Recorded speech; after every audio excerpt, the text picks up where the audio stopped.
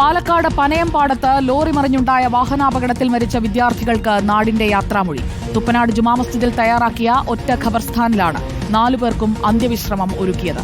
മൃതദേഹം വീടുകളിലേക്ക് എത്തിച്ചതു മുതൽ ഹൃദയഭേദകമായ കാഴ്ചകൾക്കാണ് ചെറുള്ളി ഗ്രാമം സാക്ഷിയായത്.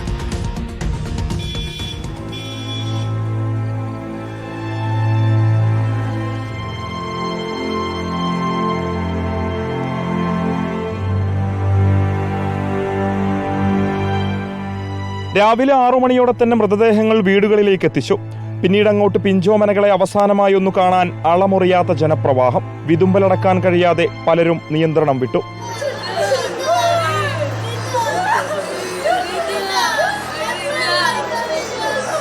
കൂട്ടുകാരികളെ കാണാനെത്തിയ സഹപാഠികളുടെ കണ്ണീരിനു മുന്നിൽ നാടൊന്നടങ്കം തേങ്ങി.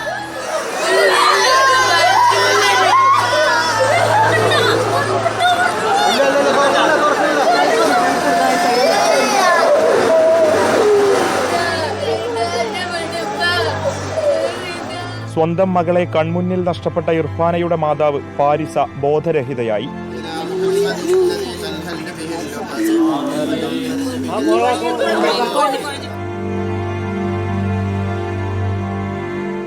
വീട്ടിൽ നിന്നും കരിമ്പനക്കൽ ഹാളിലേക്ക് പൊതുദർശനത്തിനായി എത്തിച്ച മൃതദേഹങ്ങളിൽ ആയിരങ്ങൾ അന്ത്യാഞ്ജലി അർപ്പിച്ചു.